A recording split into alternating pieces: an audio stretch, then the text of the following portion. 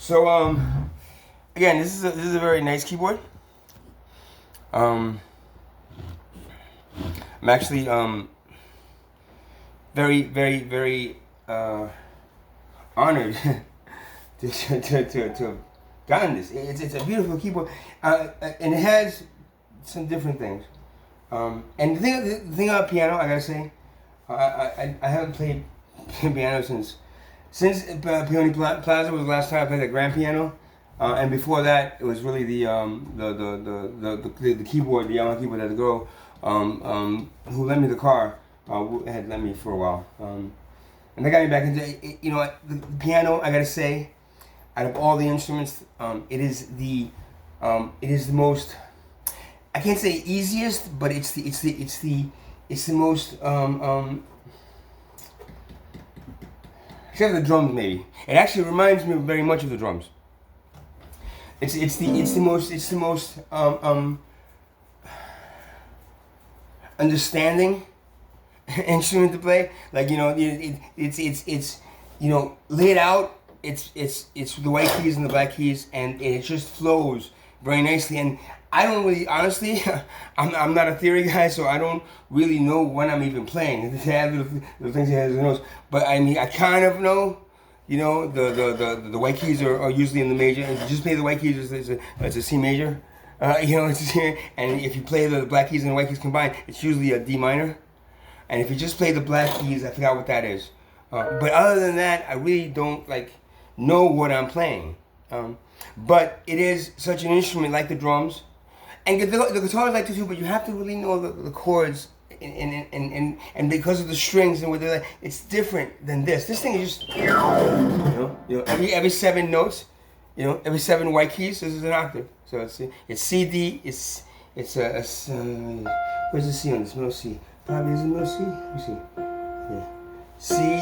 So it's C D E F G A B, and then C again. Right? 7 notes. 7 chakras, right? 7 notes, 7 chakras. Right? And then you have the sharps and the flats, which is there actually is 12 chakras, and those are the other notes. So it's C sharp, D sharp, E, F. There's no sharp. It's E F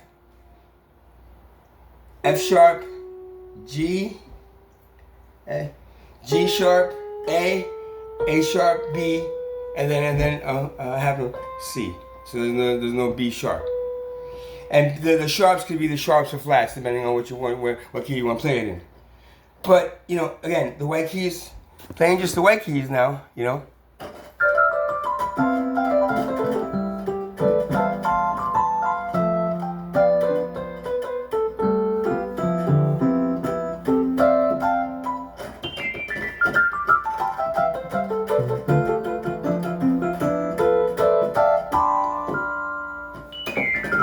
C major. That's on. Any guitarist knows that. That's the C major is the Carlos Santana, key that he played a lot of his songs in. I kind of do the same thing. I like that because it's all natural notes and there's no sharps and flats, and there's a power to those 7 notes. That are the 7 major chakras, and then the other 5 are the flats, or the sharps, are the other major, the other minor chakras, which are located at different parts of the body. I know the off the top of my head, I know G sharp is the 0 point, so that's the 8th chakra. That's the 8th bolt that I used to use. So the D minor. So this is a piano, right? Sound, but now it has a layer. So now I can put a layer on it. Right, so.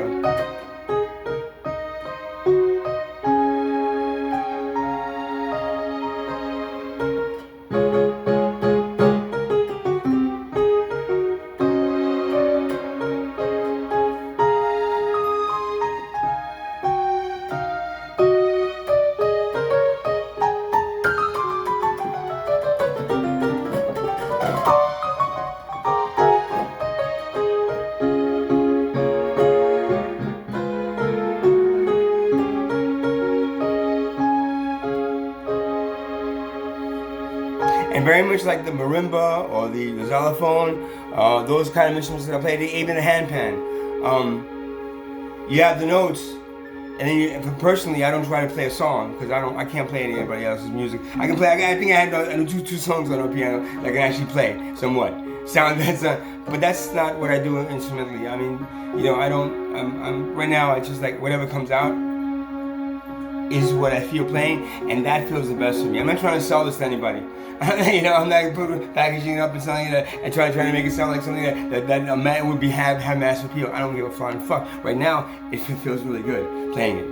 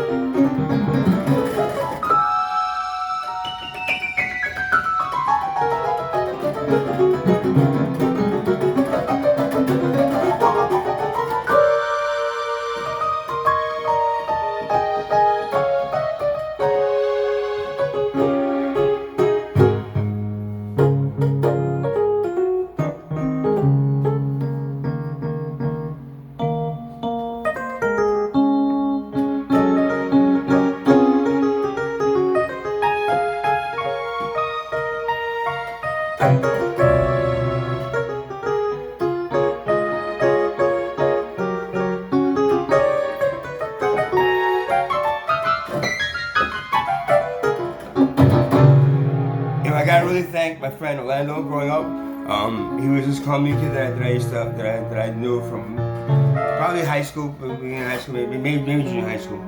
And he ended up drumming, and I ended up playing the guitar. So we kind of, we jammed a lot, and we hung out a lot together. And his brothers were very, very cool people.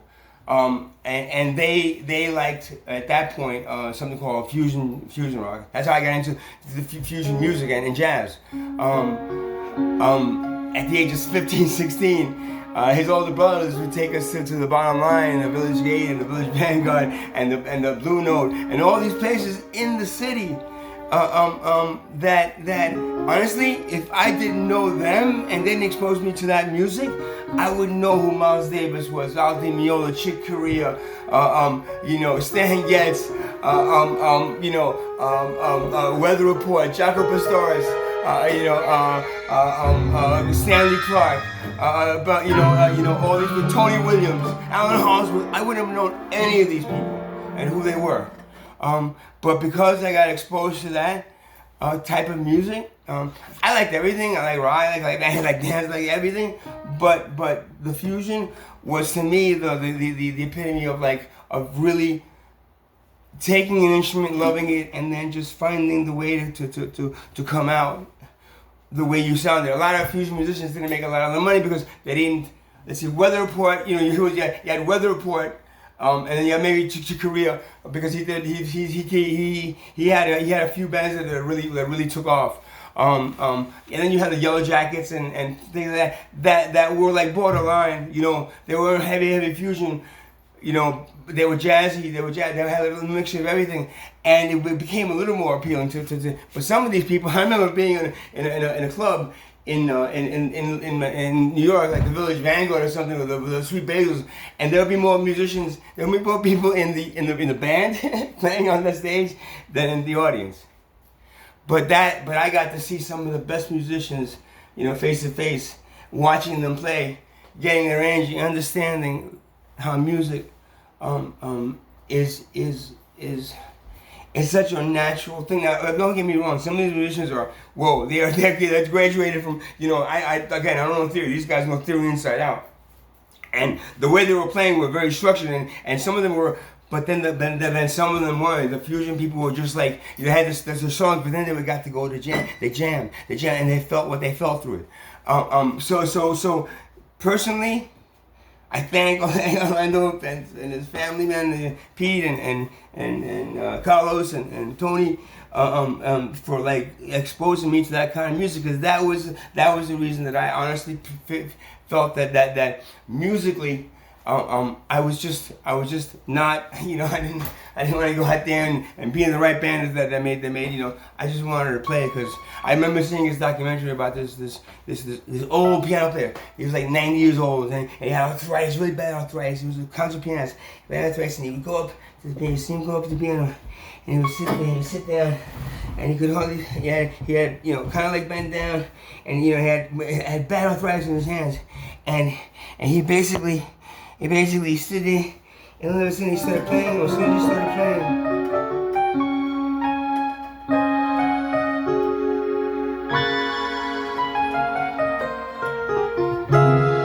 the arthritis went away. The condition that he had went away, but only when he was playing that music. Because as soon as he stopped, his documentary on PBS,